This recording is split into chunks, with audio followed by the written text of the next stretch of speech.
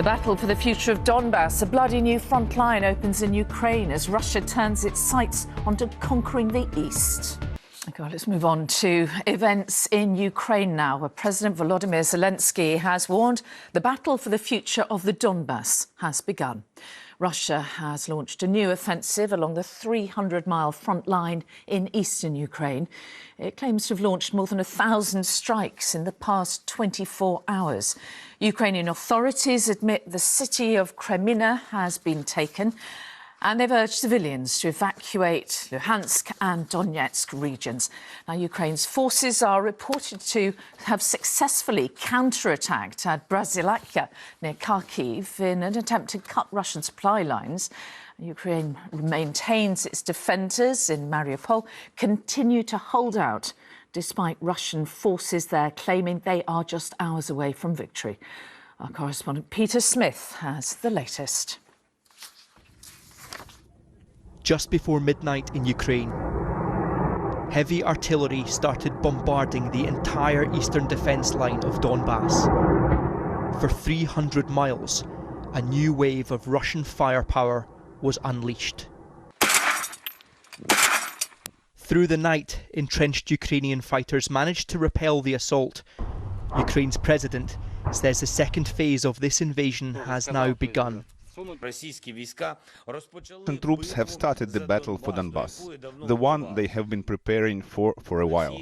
A significant part of the Russian army is now concentrated for this offensive. No matter how many Russian troops are sent there, we will fight. Ukraine expects to see a change in Russian strategy, learning lessons from the failed first assault, now moving in smaller, more mobile units backed by more air support. The Kremlin has confirmed this is all part of Putin's big push. This operation in the east of Ukraine is aimed, as was announced from the very beginning, to fully liberate the Donetsk and Lugansk republics. And this operation will continue.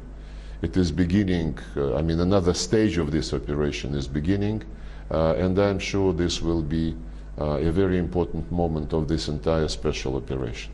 While phase 2 of Russia's invasion is focused on eastern Ukraine, in the last 24 hours, Vladimir Putin's troops have hit cities across this country. A clear message that no Ukrainians can feel safe and nowhere is beyond Russia's reach. In Kyiv, hospitals are expecting to deal with mass casualties. Doctors here tell us they have been asked to prepare, keeping half of the beds free in anticipation of Putin's next assault. However busy things get in here, we are ready. I can't make any prediction at this stage about how bad it's going to get. But if the question is, are you ready? We are ready. Ukrainians knew this was coming. They pleaded with the West for the right weapons to push Putin's troops back once again. Whether it was enough will now be tested with no second chances. Because what Russia calls liberation is, for Ukrainian people, a fight for their country's very existence. Peter Smith, ITV News, Kyiv. Well, let's speak now to our global security editor, Rohit Khatri, who's in Kyiv. Rohit, how likely is this new Russian offensive to be successful, do you think? Well, Mary, these battles don't happen in isolation, and Russia's chances of success depend in part on what happens elsewhere, particularly in the destroyed but still contested city of Mariupol. If Russia has success there, the thinking is that releases perhaps 7,000 or 8,000 troops to do other things for the Russians. So new manpower, new resources available to their military to fight against a Ukrainian military which is turbocharged by high morale and by new weapons, although it's still waiting for many of those promised weapons. We should say that President Zelensky's address last night, despite the drama and the theatre, was actually about a preliminary stage of an offensive. There is much more to come. It is still in the very early stages, and this uncertainty leaves many of Ukraine's allies in the West in this strange situation where they're fearing both potential outcomes. They're fearing Russian success, but they're also fearing what Russia might do next if it fails. But before all that, to our special report on the horrors experienced by civilians in the Ukrainian city of Bucha. When Ukrainian troops regained Bucha from Russia earlier this month, they found hundreds of bodies in the streets. Many had their hands tied and had been shot. ITV News has been back to the city and spoken to dozens of eyewitnesses and officials about those alleged war crimes. They told us how Russian tactics changed after they'd faced fierce Ukrainian resistance. More aggressive and experienced soldiers were brought in to the front line. It was then that civilians were deliberately targeted in what survivors call a massacre. Our global security editor Rohit Katru has this in-depth report.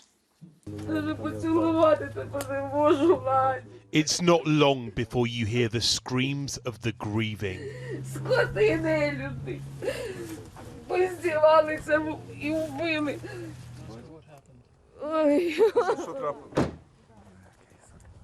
Or see the silent stares. Not long before you find a search for the missing, made with the knowledge of where it might end.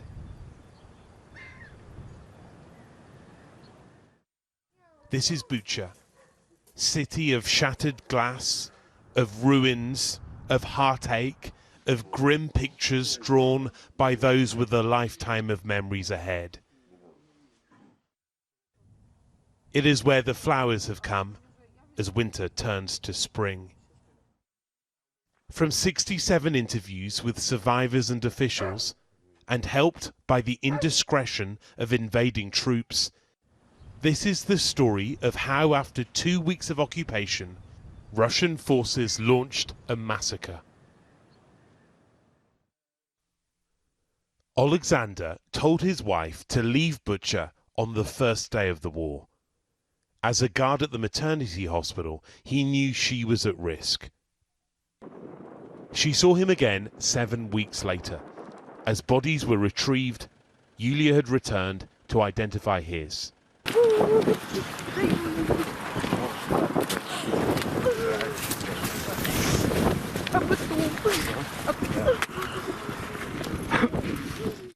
Куча планов было. И даже уже после ранения, когда его ранили, вот когда он мне 8 числа позвонил, он там лежал на границе жизни и смерти, а он мне говорит: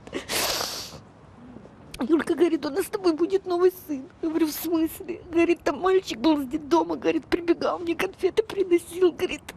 Я ему пообещал, как все закончится, я его заберу. Our analysis reveals that Russian forces shifted tactics during the second week of the invasion. They were struggling to advance beyond this bridge and broaden their targets to civilians as early as the 7th of March. Nearby, a 40-mile convoy sent to surround Kyiv was being forced back. Their plan wasn't working. A mass grave was dug. Young conscripts were reinforced by more Chechen fighters. The town hall is where survivors now come for help. But during the occupation, it's where panicked Russians came to kidnap whoever they could find. Their victims recall how their young captors agonized over whether to defy orders to kill the hostages. Discipline was breaking down. His comrade said he would refuse to do that because it would come back to bite him.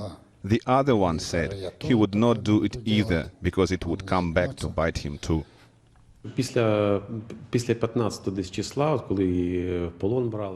After the 15th of March, the mood changed. Our people, who saw the soldiers, said they would undress people, people would disappear. It looked like different troops had come in. They were more aggressive.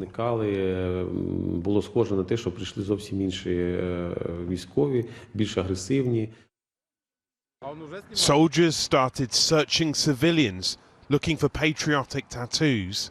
They never asked to see this. Vladimir managed to conceal his of the Ukrainian crest, but others who didn't were beaten or killed. They didn't undress me, that's why I am alive. If they had undressed me, trust me, I wouldn't be alive. These are some of the Russian troops who took over one neighbourhood, photographed by a brave resident. On the 23rd of March, their commander told several local people about a plan to leave the area. Similar conversations were overheard between soldiers. It was another week before they would go, but this is the earliest evidence we have of a decision to retreat, less than 1 month after the invasion began. 1 week later, on the night of the 30th of March, Russian troops were spotted leaving this house. They'd used it as a base for 25 days. It was Volodymyr's home until he was ordered to leave it. And we're with him as he returns to see what the Russians did. There are clothes and ration packs left behind. Bottles of wine which were brought in and drunk during the occupation. Then there are the Ukrainian uniforms. We don't know what happened to the soldiers who wore them, but from what we've gathered, this was a place where Ukrainians were taken to be tortured and possibly killed. War crimes. You can see they were committing war crimes, and they were trying to hide it by burning everything. This timetable of a massacre reveals what happened when Russia's plan didn't work. But this was only 1 month, only one city, and the war goes on. Rohit Katru, ITV News, Bucha. As Russian forces press forward in the Donbas region, fighting continues in southern Ukraine tonight, where Russian-backed fighters are reportedly storming a steelworks in the city of Mariupol.